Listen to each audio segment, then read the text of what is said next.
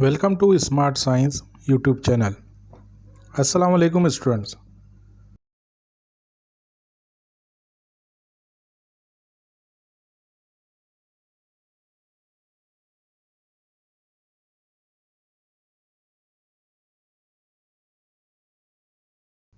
Dear students, आज हम question bank का अगला हिस्सा डिस्कस करने वाले हैं, जिसमें हम वेरी शॉर्ट आंसर क्वेश्चन के ताल्लुक से समझेंगे। इस क्वेश्चन बैंक में very short answer chapter wise पूछे गए हैं, तो हम उसके सवालात क्या पूछे गए और उसका सोल्यूशन यानी उसके जवाबात किस तरह से लिखेंगे, उसके बारे में आज डिस्कस करने वाले हैं। तो चलिए शुरू करते हैं। ये जो है इस टाइप के क्वेश्चन सेक्शन ए में ही पूछे जाते हैं। सेक्शन ए में शुरुआत में एमसीक्यू होते हैं और उसके बाद में एक जुमले में जवाब लिखिए, इस तरह के सवाल होते हैं। तो वो कैसे एग्जाम में आएंगे आप यहाँ पर देख सकते हैं। जैसे क्वेश्चन नंबर 1, फ्लावर की तारीफ लिखिए। फूल या इंग्लिश में उसे फ्लावर कहा जाता है, तो फ्लावर की तारीफ लिखिए।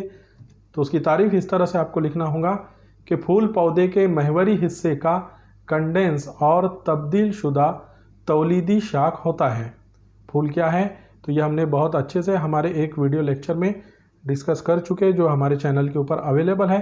आप उसे फूल के ताल्लुक से डिटेल में समझ सकते हैं। तो फूल जो है ये एक पौधे का महवरी हिस्सा होता है, और महवरी हिस्सा ऐसा जो पेचीदा यानी कंडेंस, बहुत ज़्यादा कंडेंस या कॉम्पैक्ट हो जाता है, और इस तरह से तब्दील शुदा हिस्सा या जो बनता है वो एक किस्म का तौलीदी हिस्सा कहलाता है या तौलीदी शाख कहलाती है। उस हिस्से को फूल कहते हैं। क्वेश्चन नंबर 2, माइक्रोस्पोरोजेनेसिस से क्या मुराद है।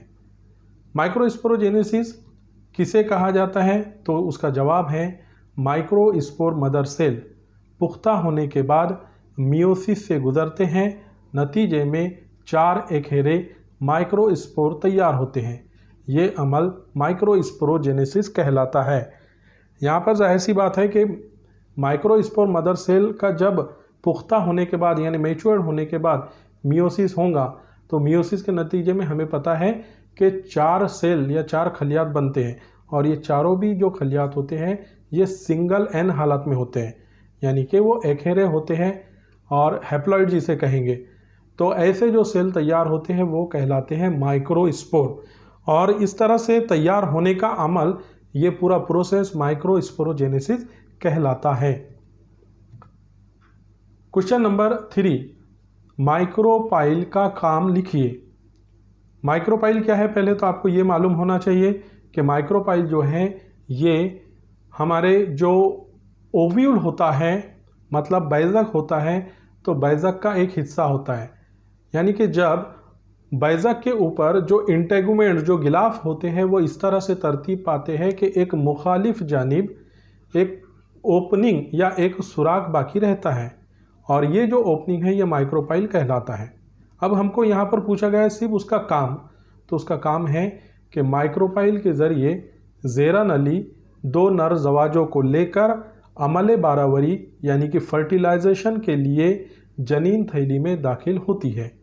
बस ये सबसे इम्पोर्टेंट काम उसका माना जाता है। उसके बाद क्वेश्चन नंबर 4, गिटेनोगैमी से क्या मुराद है।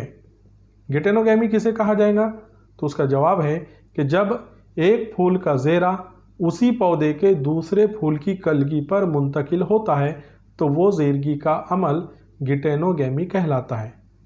मतलब गिटेनोगैमी ये जो लफ्ज़ है ये बना है गीटोन से, और गीटोन के मानी होते हैं पड़ोसी। मतलब पड़ोसी फूल पर जब ज़ेरों की मुंतकली होती है तो उस अमल को गिटेनोगैमी कहा जाता है।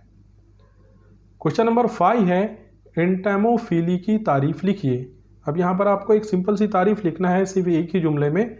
एंटेमोफिली कहा जाता है हशरात पसंद ज़ेरगी को, तो आपको बस उसकी तारीफ लिख देना है कि हशरात के ज़रिए होने वाला ज़ेरगी का अमल हशरात पसंद ज़ेरगी कहलाता है। इतना लिखने पर ही आपको, जब परफेक्ट आप एक छोटा सा जवाब लिखते हैं, सिर्फ वो परफेक्ट होना चाहिए जो पूछा गया, तो आपको उस पर फुल मार्क्स मिलते हैं।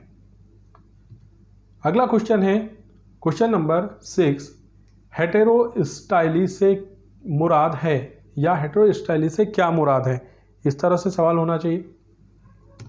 उसका जवाब है बांस पौधों में मूसली की इंग्लिश है स्टाइल, मूसली की लंबाई का एतबार से फूल 2 या 3 किस्म के होते हैं। यह अमल हेट्रोमॉर्फी या हेट्रोस्टाइली कहलाता है। यहाँ पर देखिए समझने वाली बात है इसमें कि बांस पौधे ऐसे होते हैं, बहुत से मतलब पौधे ऐसे होते हैं कि जिनमें मूसली की लंबाई के एतबार से, मूसली मतलब उसका जो स्टाइल होता है, उसके ऊपरी हिस्सा कलगी होता है, दरमियानी हिस्सा मूसली होता है और सबसे नीचे का हिस्सा जो है वो बैजादान होता है, मतलब ओवरी होता है। तो जो दरमियानी मूसली या जो डंडी होती है ना, उसकी लंबाई कुछ फूलों में कम होती है और कुछ फूलों में ज़्यादा होती है। तो उसके एतबार से फूल 2 या 3 किस्म के होते हैं और ये एक मखसूस किस्म के पौधों में ही होता है। तो इस तरह का होना ये अमल हेटेरोमॉर्फी या फिर हेटेरोस्टाइली कहलाता है।